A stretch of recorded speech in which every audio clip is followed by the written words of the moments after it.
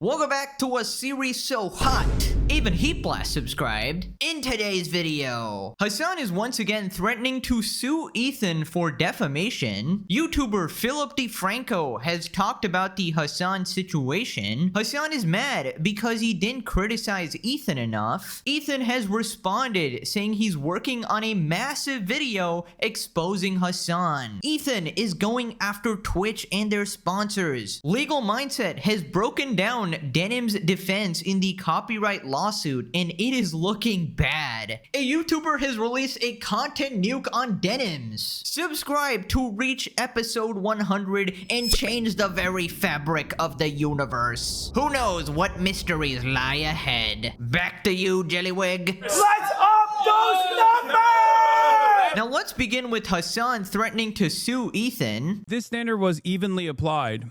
Don't you think that spending the last year calling me a fucking dangerous Hamas mouthpiece, a Hamas terrorist, actively demanding that people take action against me would put you directly in harm's way for legal repercussions? You spent the past 22 months of genocide actively making a villain out of anyone and everyone, firing off hundreds of Instagram stories, so much so that you couldn't even fucking imagine yourself. You couldn't believe the amount of Instagram stories you'd posted before this fucking debate. What do you think? Spreading misinformation about me, constantly fucking clipping me out of context. Okay, right off the bat, he never called you a Hamas terrorist. He called you a terrorist supporter. Very big difference there. But obviously, Hassan is going to, take the most extreme interpretation in order to make Ethan look crazy. Also, I don't know why he's acting like calling him a terrorist supporter is some sort of weird exaggeration. You support three different terrorist groups: Hamas, Houthis, Hezbollah, potentially even more. I don't know, haven't done the lore, but nobody is making that up. Okay, this is factual statements. I support the Houthis, 10 toes down, guys. No, it was out of context, guys. Context. Bro, you gotta understand at this point, your entire life is out of context. Like, anytime, anything you say about Hassan, it's all, like, even if you take his entire stream and put it as a clip,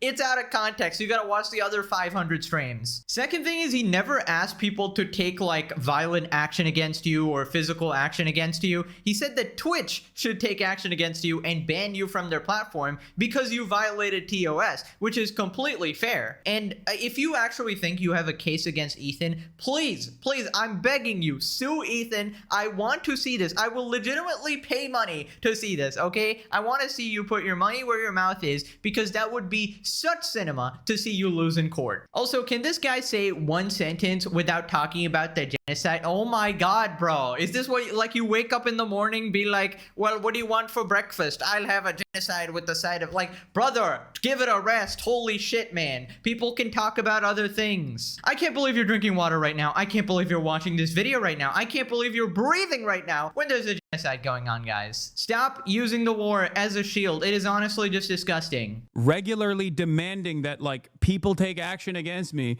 at a time when the government is taking action against me. What do you think you're doing? You know exactly what the fuck you're doing, okay? The notion that, like, I was invoking your wife that you also openly recognize participated in an illegal raid in the West Bank as a part of the occupying forces that did a war crime for any reason other than the fact that she did do that is ridiculous, okay? Yeah, there he goes again, pretending like the entire forces of the US government is hunting this guy down. Hassan Piker is actually so important that he's on the FBI's most wanted list, guys. Everybody is coming after him. Dude, if they were actually going after you, you'd already be in prison. Just because you got stopped at the border and you got questioned about supporting terrorists, like you got stopped at the airport or whatever, that is your own fault. When you're, like, on stream every day going like, America deserved 9/11, I support the Houthis 10 toes down, bringing a Houthi rebel on stream, literally, like, all this type of stuff, and you're like, why am I being stopped, guys? Why am I being questioned? Guys, why would they ask me ridiculous questions like, do I support terrorists, when I say Hezbollah is is my favorite flag. And I just love how he pretends like he's some sort of revolutionary. He's being hunted down for fighting for the right cause. Oh my god, I lost my global entry privileges. It's literally a privilege, buddy. You didn't get like banned from flights or whatever. And then he accuses slop tubers of colluding with the US government. Oh, Donald Trump is in cahoots with these slop tubers. It's just a peak level of delusion, man. I'm gonna just leave this here. The 9 principles of propaganda: lie big, focus, repeat, blame, provoke, crisis, emotion, pander, no limits. The Hassan Piker playbook right here. Somebody actually went bwahahaha and put up a Luffy picture. That's actually hilarious. He would love this. He loves One Piece, obviously. I guess he only had 9 toes down, guys. Of course, important distinction. And it was moving on to Philly D. Basically, Philip DeFranco's latest video, he's talking about Hassan, Destiny, Ethan, the whole situation. He spent about 5 minutes going over the situation, and everybody's responded to this. The thing is, from what I understand, Philip DeFranco's coverage is very sort of sympathetic towards Hassan. Like, it's not very critical of Hassan at all, right? Which he should be, honestly. But it's not enough for Hassan. Hassan doesn't think Philly D goes far enough when labeling Hila Klein. Favorite podcaster's wife has gotten a lot of attention because Hila previously served in the IDF. And this also has a... Well, no. She didn't just previously serve in the IDF. She participated in an illegal raid in the West Bank as a part of her service in the Israeli occupying force. And not only is what I'm saying not a gray area or anything, it's just international law, right? Ethan Klein himself has on numerous occasions agreed with that sentiment. He has actually presented it in his context nuke, talking about his bona fides for how much he is an advocate, a stalwart ally of the Palestinians, as he has said. Ethan Klein has said West Bank settlers are valid military targets. Ethan Klein has admitted that his wife is a terrorist on stream. Were you saying if your favorite podcast wife was in Israel performing illegal war crimes that they would be illegal target? That's how I understood it. No, I'm saying in the process of anyone at all, it could be your mom, your dad, your fucking favorite podcaster. If they receive violence in retaliation from the occupied force, that is legal. That is a legal act of resistance. She was a secretary, you absolute moron. Like, this is the problem, right? People like Hassan pushing this narrative. Even his, one of his favorite orbiters, Denims. The IDF member is bravely taking a break from killing unarmed children to bring us back to reality. You know, Hassan recently also did a muddy death threat against her as well. And this is just so dangerous, right? Because when you brand her as this terrorist and this baby killer and all this extremely evil person, you're basically giving everybody a reason to go and enact violence on her. Like, oh, she escaped justice, guys. Oh, she, maybe in the past or whatever, she was a valid military target. And now she's like sort of gotten away with it, right? So this is just dangerous language. I don't know why, YouTube drama has escalated to this level. Obviously, Hassan wants to make it about some random conflict, of course. And I feel like Hassan is just so disingenuous because Ethan has never agreed that his wife is a terrorist. You absolute freak. That is so disingenuous to say. And this guy, like, I don't know why he pretends like he cares about the law. He cares about ethics. You support fucking terrorist groups, man. Do you know what terrorists do? They routinely violate laws and all kinds of ethics. In fact, harming civilian is like a, central part of being a fucking terrorist, right? It's like the one thing they're known for, right? Hassan just has no problem with, bombing people, kidnapping people, torturing people, committing all these acts of violence. But suddenly he talks about the important stuff, guys. You can't gamble, guys, but I can support terrorists, obviously. It's just like nobody can take you seriously when your arguments are so weak. And it seems like he has no problem with ethics or the law. Unless it like fits his agenda or whatever, then it's like, oh yeah, I really care about this stuff, guys. Maybe Hamas Biker would like Hila more if she took Filipino sailors hostage for a year, like his terrorist Yemeni friend. What a piece of shit. Bro keeps canceling himself, and somehow his audience just does not care. I mean, it is getting smaller and smaller, but it's like, damn, how many people are so like ingratiated in this cult? It's crazy. Translation: no, let me stop the video and provide my context so my brain dead audience can be easily told what to think and not listen to a fact that will make them think different than what I tell tell them. Of course, you gotta go through the Hamas Piker filter, right? To consume all your media. As he says, you are too stupid to understand it yourself. You need it to go through the filter of Hassan, of course. Anyways, Ethan responded here, Hassan is terrified of the video I'm working on. He's deployed his usual technique of targeting Hila to get to me. As Hassan said, deny, deflect, and attack. Nothing will stop it, Hassan, and it's even worse than anyone knows. Oh my god. Alright,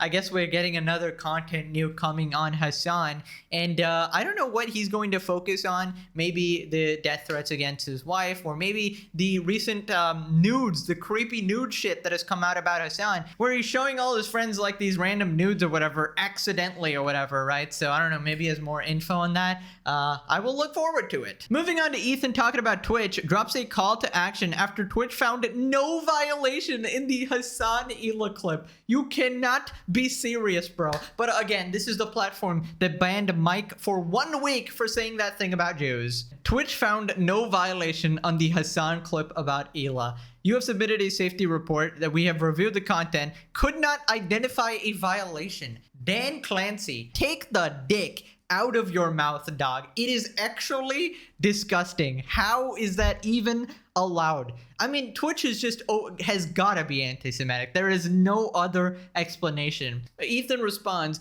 write the sponsors. It's the only route Twitch has left open. I feel like if everybody starts emailing the advertisers and the sponsors, Twitch is just cooked, all right? Twitch saving the golden goose once more. How will he attend the Diddy parties without this? Moving on to Denims. If you remember, a few episodes ago, we talked about how Denims and Caseytron responded to Ethan's lawsuit, and they have the same lawyer. They have hired this pretty prestigious law firm or whatever, and recently they responded with 18 affirmative defenses, right, for the whole copyright case. So Legal Mindset has gone through each of them and given his legal analysis on whether Denims is cooked or not. And an affirmative defense means even if Ethan Klein is right, I'm going to get away with it because X. So we're going to score all of those. I'm going to explain to you the law for some of these defenses. I genuinely believe their lawyer may have been high. I actually had to look up some of the defenses because they just pulled them out of nowhere. And literally, there are certain defenses they use that aren't even real in this area of law. So the first affirmative defense is failure to state a claim. What failure to state a claim is it says even if all the facts are true, they do not establish a valid legal cause of action. This is saying they're going to be able to remove this on a motion to dismiss. This is an extremely weak argument. Yes, the likelihood of success is cope for the affirmative defense of failure to state a claim. The motion to dismiss will 100% be denied. There's no way they're going to win on motion to dismiss. It's just not going to happen. Right. So basically their strategy was throw everything at the wall and see what sort of sticks here. Not a good one, obviously, as it just makes you look pretty incompetent, and you essentially end up wasting the court's time. And once you lose on one of them and you lose on two of them, you sort of build up this momentum, and it just doesn't make you look that good. So you're better off just focusing on the strongest arguments, that being fair use, right? When a lawyer looks at your legal defense and calls you high, that is just diabolical, bro. That is, you're cooked. You're cooked. Maybe Casey actually shared some of her stack with her lawyers. That would actually add up. That is very possible, guys. Next is fair use. Now, this is their strongest of all defenses, and I give it a 5 out of 10, which is the most I'm going to give for any of the affirmative defenses. So if accused copyright infringement, use of the copyrighted material falls under the fair use exception and is therefore not infringement. This is a 5 out of 10. It is a toss-up, but the odds are in Klein's favor. Yep, I mean, that's what I predicted as well, that fair use is the strongest one there. That's what I know from YouTube as well. The thing about fair use is that it's always open to interpretation. You get to argue it both ways, right? That's the only hope that Denims and Caseytron actually have for this copyright lawsuit. Also, the most rating among all 18 defenses being a 5 out of 10. Holy fuck, it is not looking good, bro. And keep in mind that Legal Mindset is being completely objective and fair with this analysis, because even last time when we were talking about whether Hassan would be held legally liable for his threats on Hila, he said that no, he would not be legally liable, and you wouldn't be able to put him in prison for this, right? Then he talks about some of the weaker defenses. Okay, next, express license. Did Ethan Klein give Casey Tron and Denims permission expressly to write it? So a plaintiff cannot claim infringement against a defendant who uses plaintiff's copyrighted work if the plaintiff granted the defendant an express license to use the work. So if you said, you can use this, it's okay, you can copy this, then you've got no express license, especially if you put that in writing. The likelihood of success is unlikely because there's no written or specific license. There's implied license, the second best defense, that is not explicitly granted, but it's inferred from the conduct of the owner or the circumstances. Ethan Klein did at some point make a general statement about how he treats people using his content. However, he did not say, I give you permission to take the entire video with minimal content. And he also did not say, I give you permission to maliciously redirect traffic. Yeah, personally, I just don't see this one working. I feel like the license would need to be very clear, right? You are allowed to react to my video in this specific context, and then it would work. Ethan did not give Denims or Casey Tron that permission. I think Legal Mindset did mention later on as well that he's being overly generous with the ratings as well, because he can't give all of them a 0, I suppose. Yeah, I just feel like it's a complete shitfest for the Three Musketeers, and I just can't believe that Froggen might actually have the most genius strategy. She actually bought herself 60 more days by hiding. Like, I legitimately thought that was the dumbest strategy ever. Like, I thought she was gonna default judgment, so that was gonna completely cook her. But then she waited till the last day and she bought herself 60 more days. That's 60 more days to stuff her face with Big Macs. She's a genius. She's a genius, man. Oh my God, truly the Einstein of finding ways to eat more Big Macs. Then he talks about the unclean hands argument. Unclean hands. I love unclean hands. It sounds so good. So this one means someone has behaved badly in the specific situation they're suing about, so they cannot ask the court. So by asserting unclean hands, both Casey Tron and Denims are saying that Ethan Klein did something naughty and therefore he can't sue. The problem is it's not illegal or impermissible or dirty or not practical. Many people register their copyright. In fact, that's what you should do. In fact, you're encouraged to register your copyrighted material. So this seems like a very, very weak argument. I give it a 2 out of 10, and that's me being generous. So by arguing waiver, Casey and Denims and their lawyer are just making this up. I don't see where this is coming from at all. So I say, once again, this is a cope. Now, this one, I think it's arguable, but not likely. It's weaker than implied license. Estoppel is a concept which prevents a plaintiff from asserting a legal claim that contradicts their prior actions or statements, particularly if it would be unfair to the defendant. So it's sort of like an implied license. So you could say, okay, because of the conduct of Ethan Klein in the past and the implied license, there's sort of like an estoppel here that should come out. I still think it's unlikely. Right, so you probably noticed by now that a lot of these are like straight up copy paste or very like super similar to each other and argued in a similar way. It's kind of like when I'm trying to fill my essay, trying to reach the word mark or whatever, you know, get to those 2,000 words or whatever. I honestly don't know why they even let it get to this. They should have just settled with them. That was the initial advice given by all the lawyers. They should have just admitted fault, but it seems like their ego is too big. They could have saved so much money and hassle by just admitting they're wrong, just apologizing. I think Ethan was pretty forgiving at the very start, but yeah, now they just double down and they're cooked. So after this, he talks about one of their defenses where they're actually arguing about patent law instead of copyright law. So this is like a different level of incompetency. Justification and excuse. So defendant, that is Casey Tron and Denims, are saying that they admit to committing the crime, but they argue that the circumstances justify or excuse their action. Giving this a 3 out of 10 was really because I looked through the entire thing and I give them so many 1s and 0s. I had to try to give them some 3s because I wanted to be fair. But what is the justification? Because Ethan Klein is a bad human being, because he's a Yahtzee?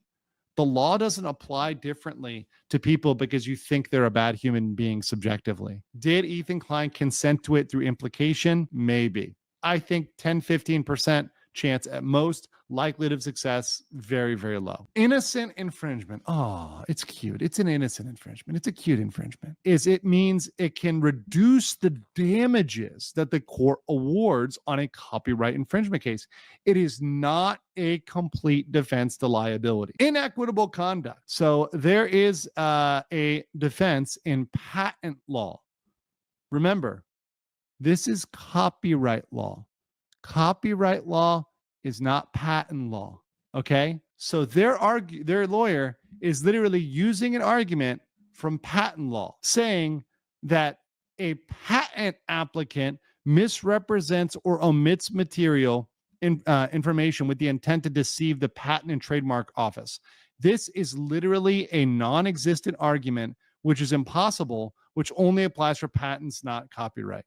This is the dumbest thing that I've seen in a while, where a lawyer is going to argue law from an area that we're not even talking about. Holy shit, that is embarrassing. I mean, how does a lawyer, like, this is supposed to be like a prestigious law firm, like, how do they not spot that? Obviously, I'm a layman. Obviously, I didn't spot that shit, but holy shit, this is your job, right? It is literally your job, and you're arguing for an entirely separate field here. I mean, that is so bad. Like, how does that even happen? I feel like they're supposed to be high quality lawyers. Maybe they're like cheaped out. Maybe they got the, you know, basic package. They got the Temu version. Guys, I'm starting to think maybe Frogan is actually 2 million IQ. Maybe she legitimately knew that these lawyers suck, and that's why she decided to go with her own like smaller firm, and you know, she went for like an independent lawyer or whatever. So this might be the conclusion, that Frogan is actually the smartest of the three. There's just no way. I mean, to be fair, your competition is Weedy McWeedface and Omega Bimbo here, right? The creepy puppet doll, whatever the hell, right? Creepy lolly lover, right? But yeah, still, I just wanted to extend my congratulations to Frogan. Like, wow, you have won the spelling bee. You have won the intelligence IQ test competition here. Holy shit. Then he talks about the unjust enrichment argument. Okay, unjust enrichment. One party was unfairly benefited at the expense of another party without proper compensation.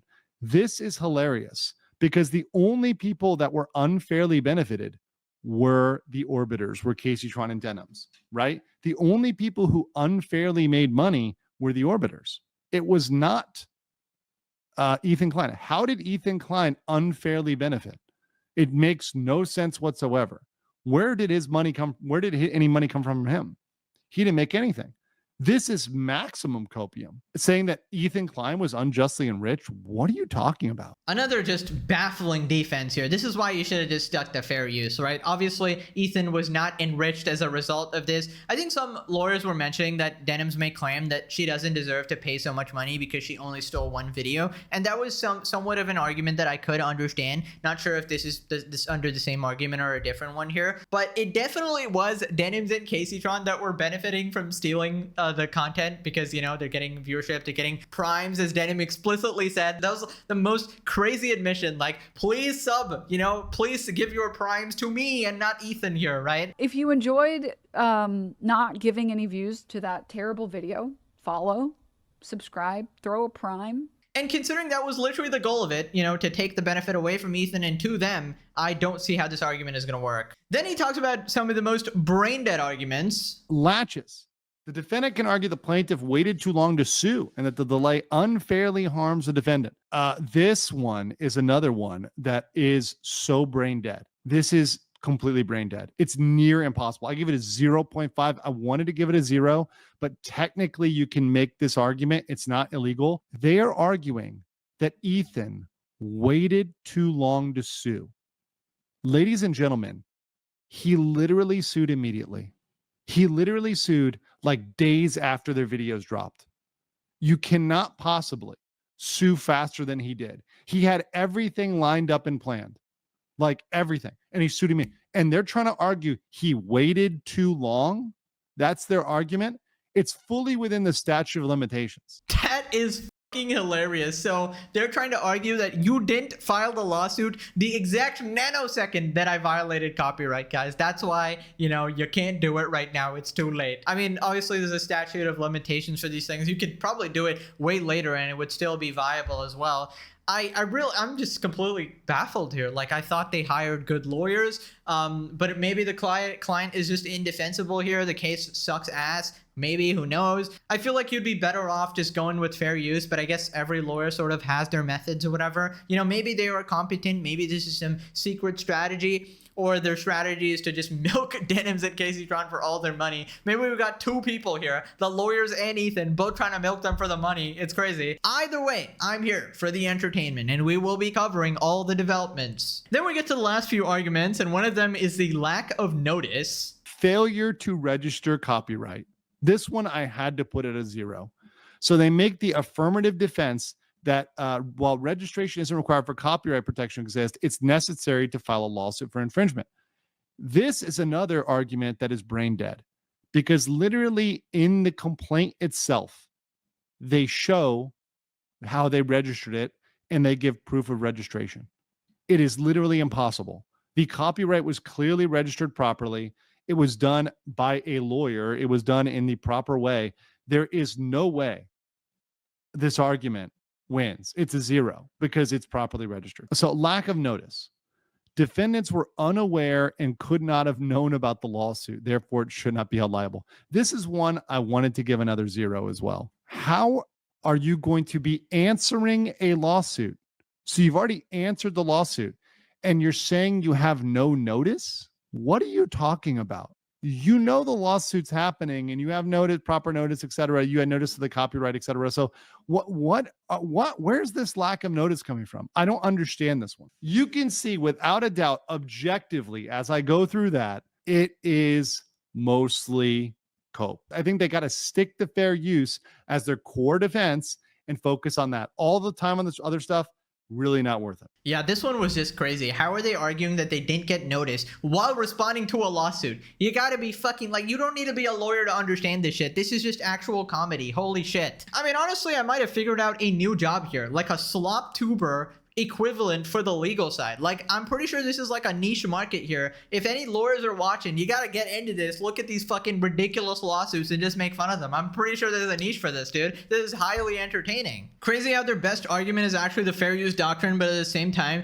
they completely violated all 4 pillars of it, 100% cooked. I bet Froggy is going for a bench trial. She doesn't want a jury watching her talk about wanting a 9/11 cake and saying her soldiers deserve PTSD. Oh yeah, the average person is going to react repulsively to that. Also, are we sure she's not going to be eating a cake while giving, you know, her trial or whatever? The only one winning is the Orbiter side. Is their lawyers winning fat stacks by just writing bullshit? That might actually be the case, dude. The lawyer's going to argue anything they want him to. He gets paid by the hour. Like, dude, they're getting fleeced by every side. It's just hilarious. Sharing a lawyer in what appears to be an unwinnable case makes little enough sense. Sharing an incompetent one is legally batshit crazy. Denim's defense was basically, yeah, I did it, but I don't feel bad about it, so how can it be illegal? Yes. Ethan is actually a corporation, guys. I don't feel bad at all. Moving on to Rob's Media's content nuke on Denims. Definitely not going to go over the whole 2 hours, obviously. Feel free to check it out. Just going to look at a quick segment. She actually talked about slop tubers. Another fan of the series, guys.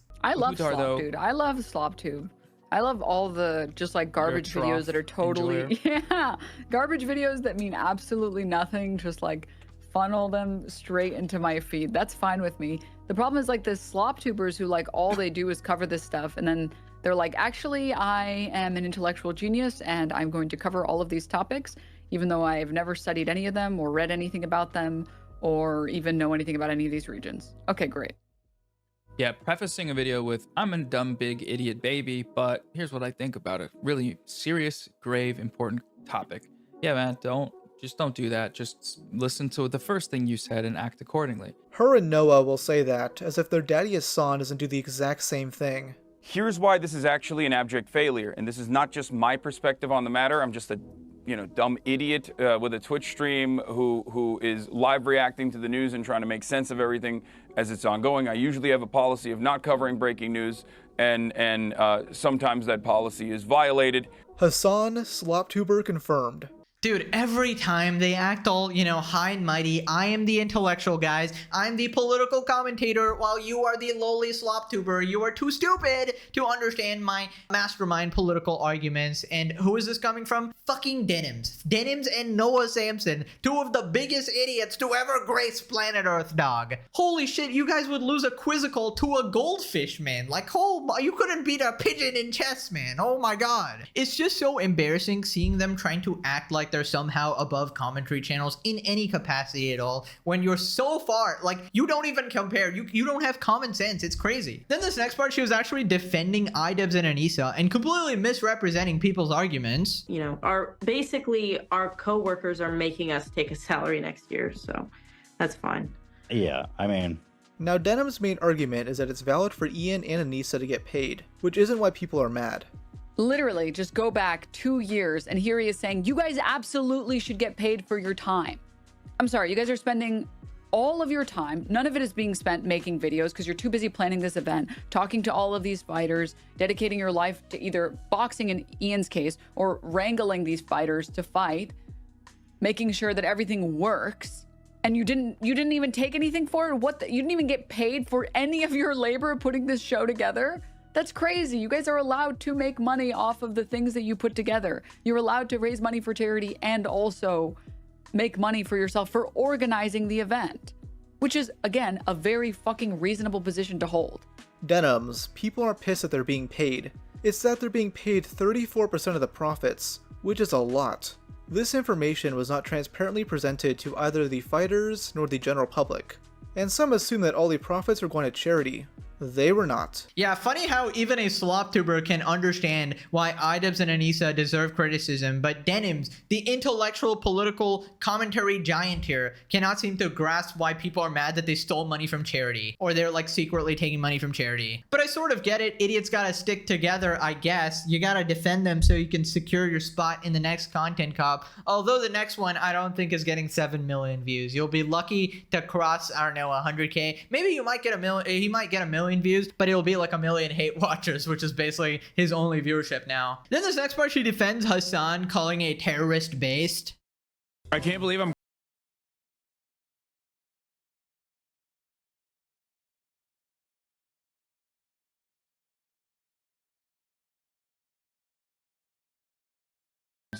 You see, He literally just called him based. Can I sell you a bridge?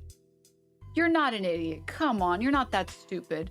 You have to understand. You have to have heard him reading a chat message.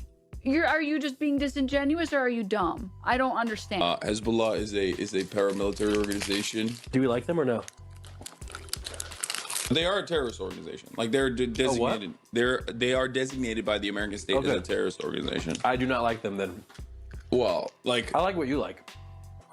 I don't have an issue with them, let's just say. Yes, guys, it's a chat message. That's why he's done it multiple times in different occasions in separate instances without even looking at chat, completely from his own volition. All right, also, can we stop using the chat excuse? Everyone knows that Hassan uses his chat as a proxy to say the shit that he doesn't want to say. Like, you think that guy actually got banned for saying that? Fuck no. He probably got promoted, bro. He got like an extra salary on that shit. I'm kidding, obviously, but like, yeah, he's not gonna police his chat, dude. They spam hearts for a fucking shooter. Now click this video or your IQ drops to Denim's level. That's right, you're back in elementary school, pal. All right, thanks for watching. I'll see you in the next one. Bye bye.